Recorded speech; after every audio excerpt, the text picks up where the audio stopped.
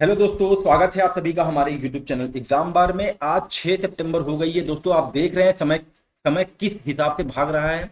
कहाँ 1 तारीख थी, मैंने आपसे कहा था कि सितंबर कब बीत जाएगा आपको पता नहीं चलेगा।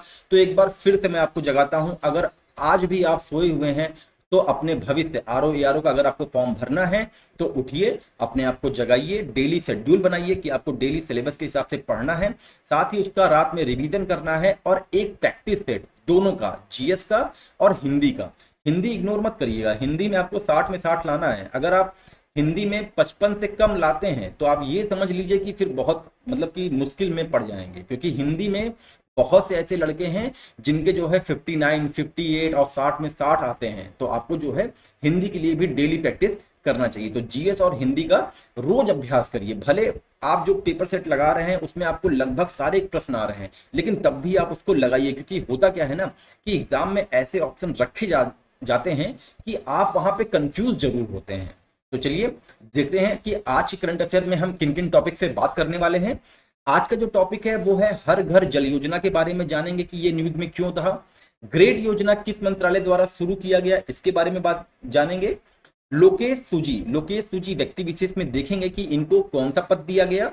इंद्रजाल क्या है, इसके बारे में डिटेल में बात करेंगे। और अंत में आरओ स्पेशल चावल पे बात करेंगे, क्योंकि चावल निर्यात पर प्रतिबंध लगा दिया गया है। तो चलिए शुरू करते हैं वन लाइनर से।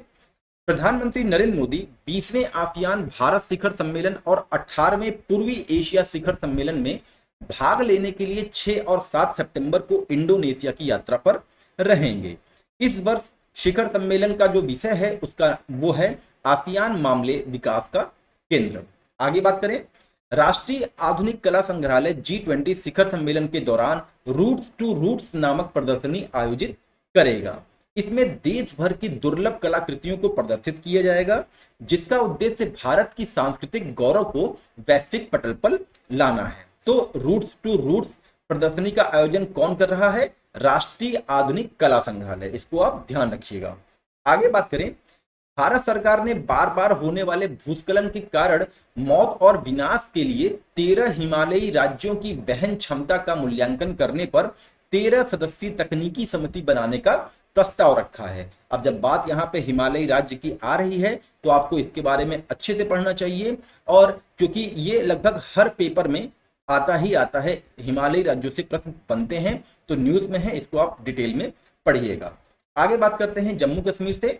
जम्मू कश्मीर में पहली बार सामुदायिक रेडियो का शुभारंभ हो रहा है। उपराज्यपाल मनोज सिन्हा जम्मू विश्वविद्यालय में 54वें स्थापना दिवस के अवसर पर इसकी शुरुआत करेंगे। आगे बात करते हैं, एक पीएसयू है भारत की जिसका नाम है Bharat electronics limited. Bharat electronics limited ने इजराइल एरोस्पेस इंडस्ट्री के साथ हाल ही में एक समझौता ज्ञापन पर हस्ताक्षर किया है, जिसका उद्देश्य शॉर्ट रेंज एयर डिफेंस के क्षेत्र में भारत का सहयोग प्रदान करना है। आगे बात करें, भारतीय वायुसेना की पश्चिमी वायु कमान का एक वार्षिक प्रशिक्षण अभ्यास है जिसका नाम है त्रिशूल। तो त्रिशूल क्या है? ये वार्षिक प्रशिक्षण अभ्यास है। किसका है? पश्चिमी वायु सेना कमान का। तो ये जो अभ्यास है ये 4 सितंबर को शुरू हुआ था, और इस अभ्यास के माध्यम से भारतीय वायुसेना एलओसी और एलएसी दोनों के पास जो है वहां तक फैली हुई सभी वायुसेना की हथियारों की सक्रियता चेक करेगा। आगे बात करते हैं, भारतीय महिला टीम एशियाई टेबल टेनिस चैंपियनशिप में थाईलैंड से 0-3 से हार गई है, और हारने के बाद ये अपने 6ठे स्थान पर रही है पदक तालिका में। आगे देखते हैं, कोरापुट काला जीरा चावल को जीआई टैग प्रदान किया गया है। इसका संबंध किस राज्य से है? ये उड़ीसा राज्य के कोरापुट जिले में पाया जाता है। ये कोरापुट जिले के वर्तमान आदिवासी समुदायों के पूर्वजों ने फसल के संरक्षण में योगदान देते हुए हजारों वर्षों से इस क्षेत्र में चावल को संरक्षित रखा हुआ था। आगे बात करते हैं एक झील की, एक लेक की, जिसकी चर्चा हम अगस्त महीने में भी किए थे, उमियम झील। ये कल न्यूज में इसलिए था क्योंकि मेघालय राज्य में स्थित उमियम झील, या जिसे हम 12 पानी झील भी कहते हैं, इसकी साफ सफाई में राज्य सरकार एआई आर्टिफिशियल टेक्नोलॉजी का उपयोग करेगी। तो उमियम झील का संबंध किस राज्य से है? ये मेघालय राज्य से है, और इसका दूसरा नाम 12 पानी झील है, इसको भी आप ध्यान रखिएगा। आगे बात करते हैं, इंपॉर्टेंट लाइन है ये, मारुत ड्रोन टीम का एग्री मल्टी यूटिलिटी ड्रोन जिसका नाम है AG365S दोहरे उपयोग के लिए पहला DGCA प्रमाणित ड्रोन बन गया है। तो अगर एग्जाम में आएगा AG365S क्या है, तो एग्रीकल्चर से रिलेटेड एक ड्रोन है, इसको आप ध्यान रखिएगा। आगे बात करते हैं, हर घर जल योजना न्यूज में क्यों थी।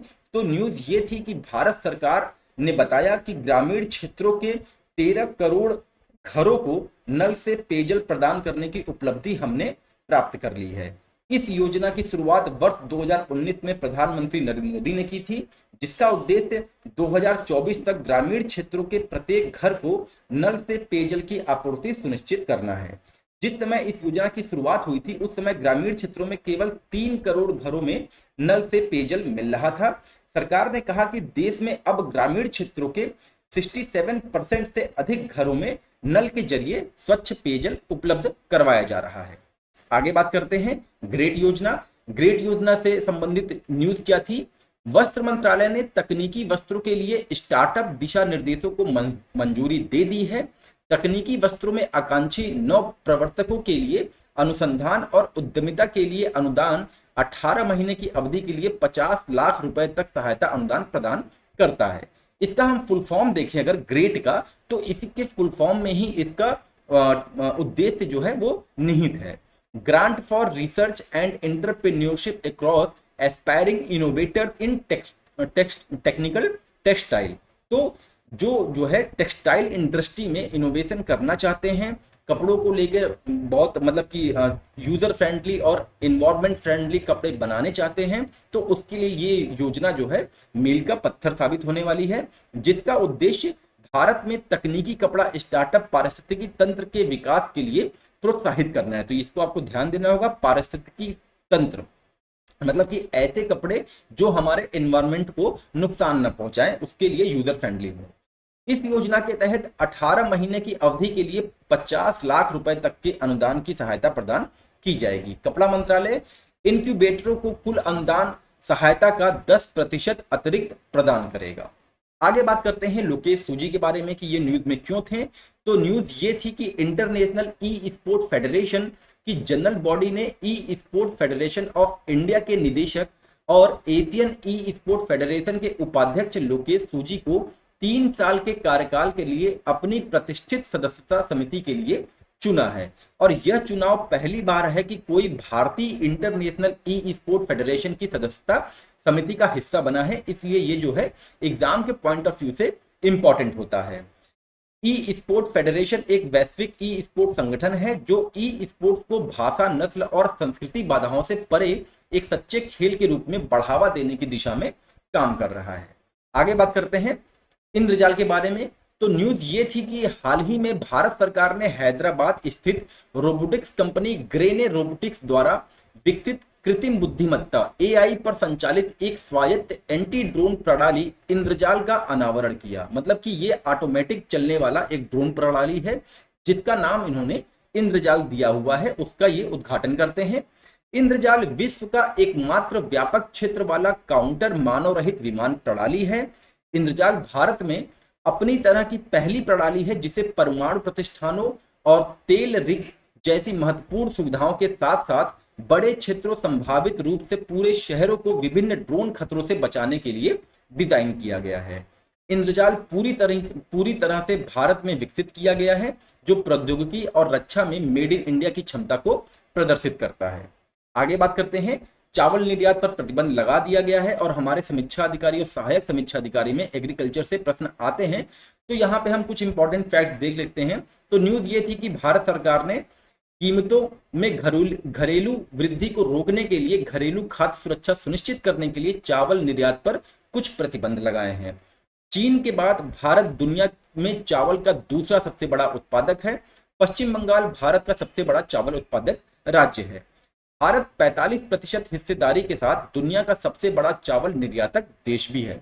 चावल एक खरीफ फसल है और इसकी बहुत सी प्रजातियां हैं। जैसे एग्जाम में प्रजाति भी पूछी जाती है, किस्में भी पूछी जाती हैं कि जैसे निम्नलिखित में से चावल का कौन सा किस्म नहीं है, ऐसे पूछ लेगा। तो कुछ किस्म है जिसको हम यहाँ पे बता दे रहे हैं। पद्मा, बाला, किरण, कृष्णा, रत्ना, विजय, जयंती, कलिंग, 1, 2, 3 कलिंग के नाम से जो भी आएगा वो चावल ही होगा। शक्ति, सुप्रिया, वाड़ी, इंदिरा, पल्लवी, रामकृष्णा, नरेंद्र, 1, नीला, सरस, ऐसे करके मतलब कि मोस्टली यहाँ मैं देख रहा हूँ कि जितने लड़कियों महिलाओं के नाम से संबंधित है वो चावल की प्रजाति है। शक्तिमान, शक्तिमान भी चावल की प्रजाति है, इसको आप ध्यान रखिएगा। नरेंद्र जो कि मेरा ही नाम है, ये भी चावल की प्रजाति है। कलाश्री, कल्याणी, क्षीरा, मोती, तो ये सारी जो है चावल के किस्में हैं, इसको आप ध्यान रखिएगा, क्योंकि एग्जाम में समीक्षा अधिकारी में एग्रीकल्चर से कुछ प्रश्न पूछे जाते हैं एग्रीकल्चर से।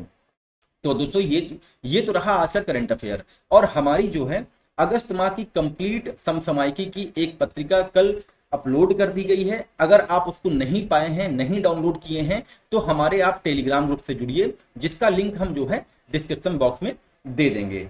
अगर आपको ये कंटेंट एग्जाम के पॉइंट ऑफ व्यू से इंपॉर्टेंट लग रहा है तो चैनल को शेयर जरूर करें, लाइक करें, कमेंट करें और अपने दोस्तों से इसके बारे में चर्चा जरूर करें और मैगजीन जरूर दिखाएं। तो चलिए मिलते हैं अपने अगले कंटेंट के साथ, तब तक के लिए अपना ध्यान रखिए। नमस्कार, जय हिंद, जय भारत।